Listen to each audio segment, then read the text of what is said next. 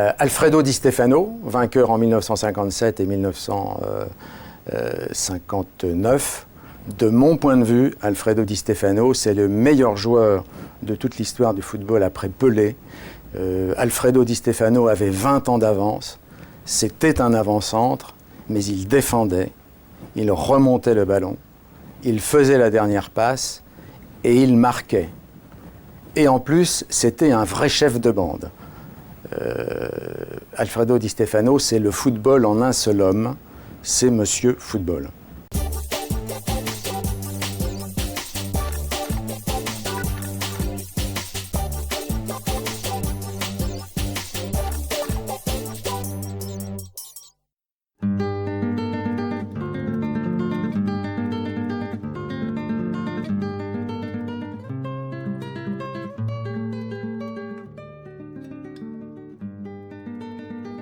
De tous ceux que j'ai vus, c'est le plus grand footballeur du monde.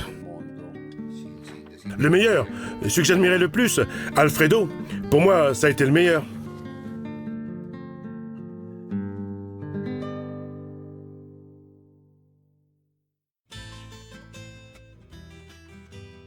Alfredo Di Stefano est né le 4 juin 1926 à Barracas, à la périphérie de Buenos Aires, d'une famille d'origine italienne. Le père, ex-footballeur de River Plate, possède une petite ferme. Mais le destin veut qu'Alfredo se consacre à sa grande passion, le ballon.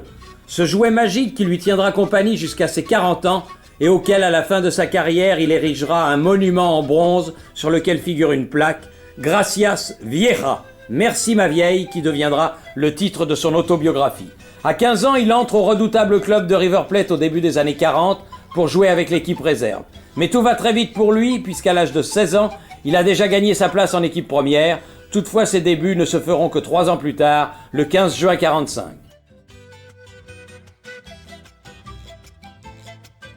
À l'époque, le River Plate aligne une formation imbattable, rebaptisée la Machina. Une appellation pour le nombre de buts qu'elle met à ses adversaires, mais aussi pour la précision de son jeu.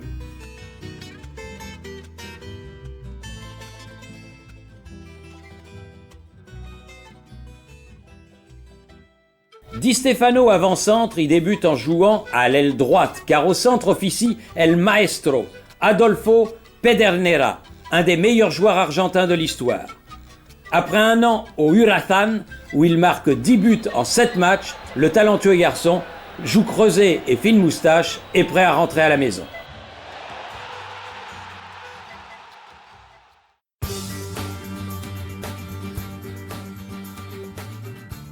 Nous sommes en 1947 et River Plate cède Pedernera à l'Atlanta pour 140 000 pesos. Le club rappelle alors le jeune Di Stefano, 20 ans, qui réalise ainsi son rêve en devenant le coéquipier de joueurs comme Moreno et Labruna.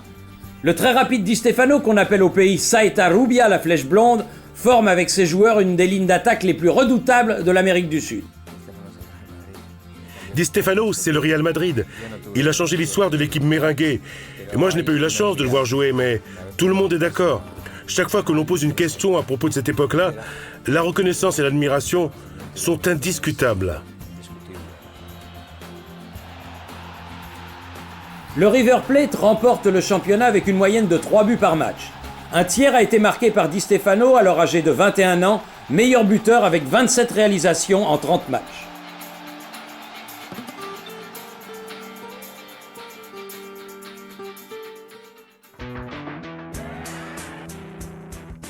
Tout naturellement, avec des statistiques aussi impressionnantes, il fait ses débuts en équipe nationale à Guayaquil le 4 décembre 1947. La Bolivie est balayée 7-0. Di Stefano fait son entrée sur le terrain et entraîne son équipe dans une avalanche de buts. Di Stefano inscrit 5 autres buts en 5 rencontres, terminant le tournoi comme deuxième meilleur buteur derrière l'Uruguayen Falero, mais avec le titre sud-américain. Avec l'Argentine, les succès s'arrêteront pourtant là, car après cette victoire en Copa América, ce grand joueur ne participera qu'à une seule autre rencontre avec le maillot bleu et blanc. En 1953, Di Stefano est le meilleur joueur sud-américain. Il a 27 ans et semble paré pour l'Europe. Le Real Madrid et le FC Barcelone se l'arrachent. Les Blaugrana suivent la voie officielle en se mettant à négocier avec le club de River Plate. Le Real Madrid préfère envoyer son fidèle messager Raimundo Saporta pour trouver un accord avec le club argentin. Entre ces deux clubs rivaux éclate une tempête. La fédération espagnole tente une improbable médiation en proposant que le joueur dispute alternativement une saison dans chaque club, 1 an à Barcelone, 1 an à Madrid. Le Barça refuse et ainsi les fidèles de Bernabéu admireront pendant 11 ans le plus grand footballeur de la planète au sommet de sa carrière. Cette superstar qui fera du Real Madrid, vainqueur à 5 reprises de la Coupe des clubs champions, le meilleur club du monde.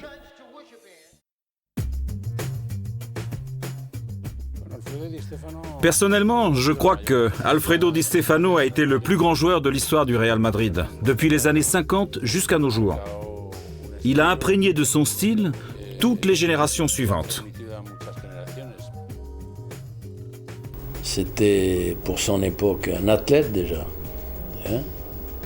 Techniquement, c'était les gars les plus grands. Et puis c'était un patron en plus. Il commandait sur le terrain, il était capable de marquer un but et puis 30 secondes après d'en sortir un de sa cage. Je crois qu'Alfredo Di Stefano a été le Shakespeare du football. Il a été le joueur le plus complet. Il était à la fois acteur et metteur en scène. Il était tout. Et surtout, il a introduit une nouvelle manière de jouer, une manière différente, selon laquelle un attaquant, un buteur, tel qu'Alfredo Di Stefano, pouvait jouer dans n'importe quelle position sur le terrain. Il pouvait jouer dans sa moitié de terrain jusqu'à la ligne de défense adverse. Il pouvait jouer comme milieu de terrain en attaque. Il était un homme qui dirigeait ses joueurs comme un entraîneur sur le terrain. Di Stefano appartient tout simplement à une autre planète. Non seulement comme avant-centre extraordinaire, mais aussi comme joueur capable de couvrir tout le terrain avec une technique exceptionnelle et une vitesse supersonique. Le footballeur total voit le jour, 20 ans avant que le football total ne soit inventé.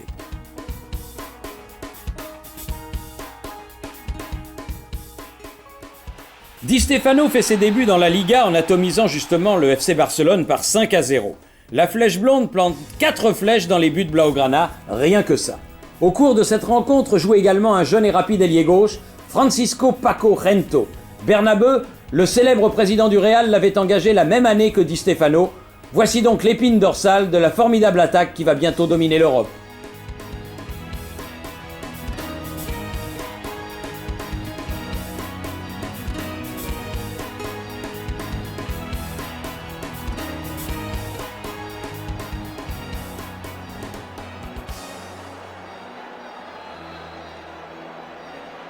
Di Stefano, meilleur buteur avec 29 réalisations, a désormais évincé le blaugrana Laszlo Kubala comme meilleur joueur d'Espagne.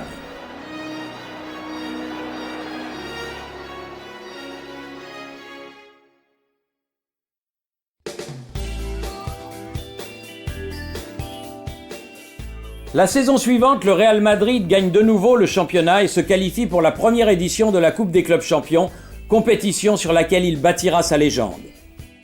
Par exemple, si on prend la première finale de Coupe d'Europe, le Reims perd 4-3. J'y étais sur le banc parce que je venais d'être transféré, donc j'avais pas le droit de jouer.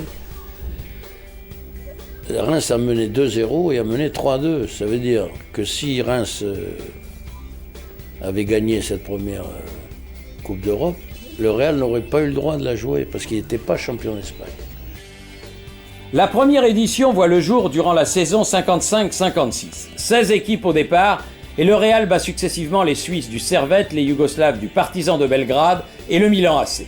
En finale à Paris, le 13 juin au Parc des Princes, les Madrilènes battent les Français du Stade de Reims emmenés par le grand Raymond Kopa, considéré comme le meilleur joueur français jusqu'à l'arrivée de Michel Platini. L'année où nous avons joué contre le Stade de Reims, nous étions menés 2-0. Mais nous avons finalement gagné 4-3. Ce fut une rencontre pleine d'émotions, car c'était la première finale que nous jouions. Et comme pour tout le monde, la première expérience, c'est toujours la meilleure. Le Real encaisse 2 buts de Leblond à la 6e et à la 10e minute, mais Di Stefano à la 15e, Rial 2 fois à la 30e et à la 79e et Marquitos à la 67e offrent au merengue la première Coupe des clubs champions. Depuis une saison, le Real est tellement impressionné par Kopa que le club veut à tout prix le faire venir. Mais Di Stefano, occupant le même poste en attaque, le Français doit s'adapter et jouer comme ailier droit. Di Stefano disait à Coppa tu restes à l'aile, il restait à l'aile, hein, il ne venait pas au centre. Hein. Grâce à son attaque de tout premier plan constituée de Di Stefano, meilleur buteur en championnat avec 24 buts, Rial, Coppa et Gento, le Real termine second de la Liga derrière l'Atlético de Bilbao, mais confirme son titre de champion d'Europe en prenant le dessus successivement sur le Rapid de Vienne, Nice et en demi-finale sur les Anglais de Manchester United.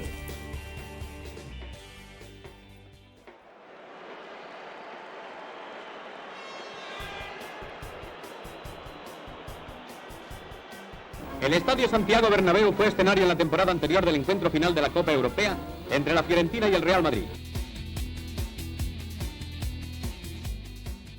Secondo tempo, siamo al rigore contro Ignola, netta la posizione di fuorigioco di Matteos che continua ad avanzare palla al piede. Magnini lo carica in area, rigore, tira Di Stefano. Di Stefano marque à la 70e minute sur un pénalty douteux, le premier des deux buts qui assureront la victoire. L'autre but est marqué par Gento 6 minutes plus tard.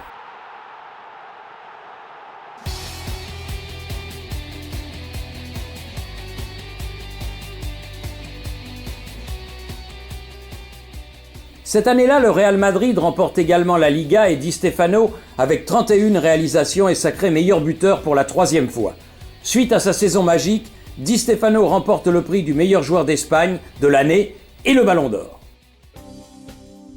Au cours de la saison 57-58, Di Stefano adopte un jeu encore plus spectaculaire. Cette transformation permet entre autres à l'équipe d'affronter en finale de la Coupe des clubs champions à Bruxelles le Milan AC, revanchard après la défaite subie 2 ans auparavant. Los equipos alineados frente a la tribuna presidencial cumplen el protocolo preliminar del partido. Au sein des Rouges et Noirs, menés par leur capitaine Cesare Maldini, évoluent 2 joueurs de classe mondiale, le Suédois Nils Lidholm et l'Uruguay Juan Alberto Schiaffino. Mais ça ne change rien, 3-2 pour le Real après prolongation, après que Di Stefano est égalisé à 1 partout à la 74e minute.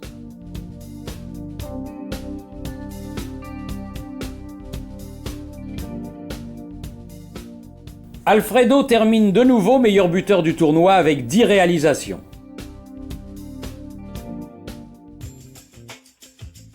Pour conserver son titre européen, le Real se renforce en engageant le prodige hongrois Puskás.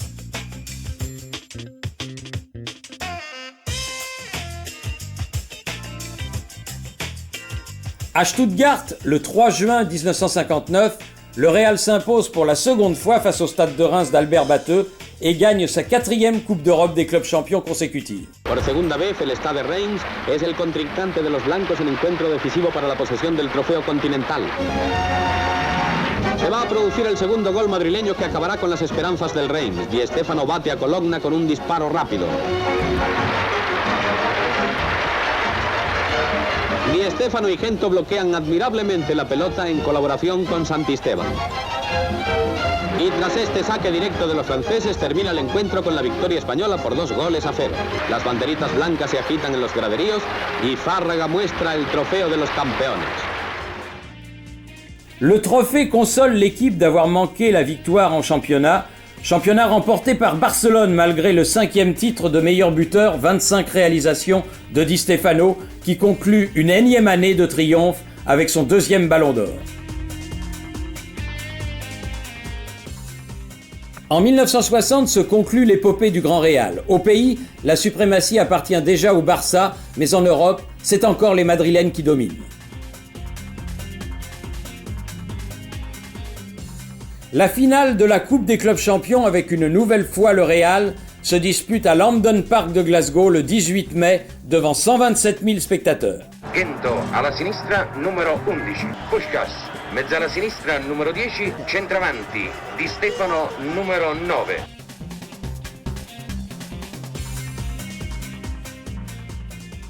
Francfort Real Madrid, et c'est l'Eintracht qui prend l'avantage à la 19e minute grâce à Kress. Mais il n'y a rien à faire devant la supériorité de Di Stefano et Puskás. Le premier marque 3 buts, le second 4.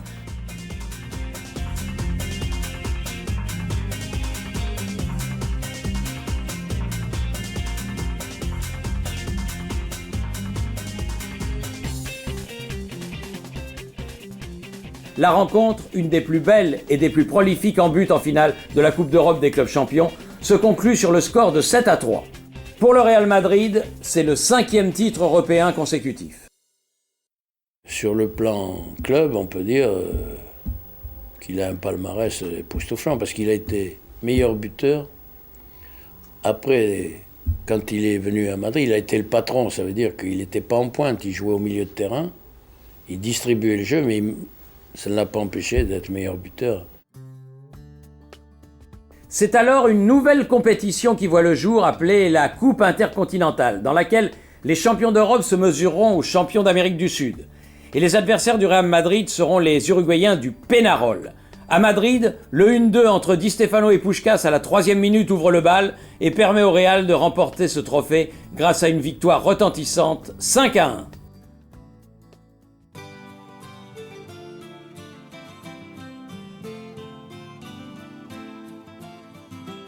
Coup de massue pour cette équipe légendaire car le 23 novembre, le Real subit sa première élimination en Coupe des clubs champions. Elle lui sera infligée par le rival de toujours, Barcelone. Cette défaite signe la fin du parcours continental de Di Stefano. Sans lui, le Real ne sera plus jamais le même. Le Real disputera 2 autres finales de Coupe d'Europe des clubs champions mais les perdra. Celle du 2 mai 1962 au Stade olympique d'Amsterdam, 5-3 contre le Benfica d'Eusebio, auteur d'un doublé. Ainsi que celle du 27 mai 1964 à Vienne contre l'Inter de Milan de Sandro Mazzola, auteur lui aussi d'un doublé. Cette ultime défaite coïncide avec les adieux d'un champion qui achève sa carrière à l'Espagnol de Barcelone où il marquera 19 buts. En 1966, à 40 ans, des problèmes à la colonne vertébrale le contraignent à se retirer. C'est en larmes qu'Alfredo joue son dernier match contre le Celtic de Glasgow au stade Chamartin.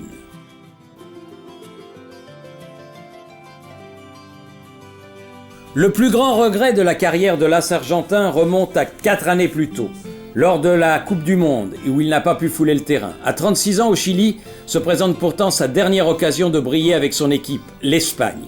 Mais le destin, encore une fois, lui joue des tours, puisqu'Alfredo se blesse au genou peu avant le début du tournoi, et sans lui, l'Espagne se fait éliminer contre toute attente au premier tour.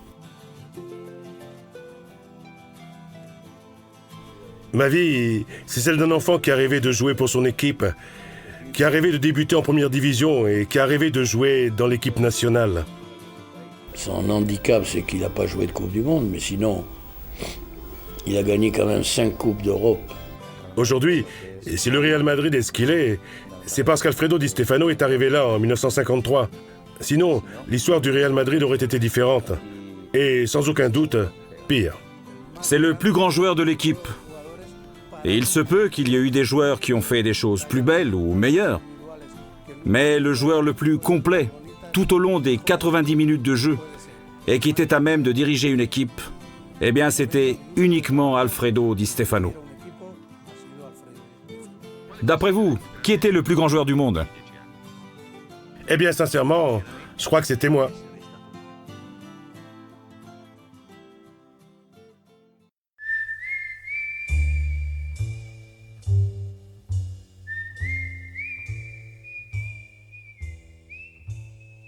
Ce n'était peut-être pas un surdoué avec quelque chose de spécial. Et il n'avait pas le tir de Puskás ou le coup de tête de Kocsis. Et même pas la technique de Maradona ou de Ronaldinho. Mais il était assez fort en tout ce qu'il faisait. Il était absolument complet. Il courait comme Makelele. Il était incroyable. Il créait autour de lui un esprit de lutte et de combat. C'était un homme très solidaire sur le terrain. Il disait à tous où il devait se placer. Et parmi tous ceux que j'ai vus, il me semble sans aucun doute que c'est le joueur le plus complet. C'est un peu le joueur dans une époque où le football n'était peut-être pas le football d'aujourd'hui, où c'était peut-être un football avec beaucoup plus d'espace, où l'on pouvait certainement plus facilement dribbler ou réussir à se mettre dans une position idéale pour pouvoir marquer. Mais Alfredo et Di Stefano est quand même, dans cette époque-là, un joueur qui marque la différence, qui marque beaucoup de buts et qui gagne beaucoup de titres avec le Real de Madrid. En tant que joueur, c'était un homme très compétitif, avec des qualités que tout joueur aimerait avoir. C'était un homme bien structuré physiquement. Et il était très complet. Il avait pratiquement tout. Et il était défenseur, meneur, et il marquait des buts. Je crois qu'il a été le leader de cette génération-là, mais il a aussi transmis, des valeurs au Real Madrid. C'est lui qui a commencé à faire changer le concept de joueur. Auparavant, il y avait le défenseur, l'attaquant et le milieu de terrain fixe. Mais après lui, on a commencé à parler du joueur tout-terrain. Celui, disons, qui fait un peu de tout. Par exemple, moi je sais qu'il fumait. Enfin, disons de temps en temps. Et je me suis retrouvé un jour à table avec lui, et j'ai remarqué qu'il ne fumait pas après le repas. Alors je lui ai demandé « Tu ne fumes pas ?» ?»« Ah non, me répondit-il, parce que dans 15-20 jours environ, nous devons affronter un match de coupe, donc je ne fume pas, c'est logique. » Et il n'a pas fumé jusqu'au match. En revanche, après le match, là il prenait la tête du groupe, il entraînait les autres, et ils sortaient tous ensemble. Et c'était la fête à partir de là. Je sais qu'il a été 2 fois ballon d'or. C'est un garçon qui a énormément apporté au Real de Madrid. Bon, à cette époque-là, je crois que le Real était un peu sur le toit du monde avec Di Stefano, Copa, Puskás. Chaque fois que l'on demande à des gens qui l'ont connu à cette époque-là, ce qui revient toujours, c'est la reconnaissance et l'admiration. C'est indiscutable. C'était un joueur de rendement. C'était un leader absolu. Un joueur autour duquel on pouvait construire une équipe gagnante. Et moi, je crois que le Real Madrid a commencé à s'affirmer grâce à lui. Et aujourd'hui encore, cet esprit-là est resté dans l'équipe et il est devenu le joueur le plus important dans l'histoire du Real Madrid.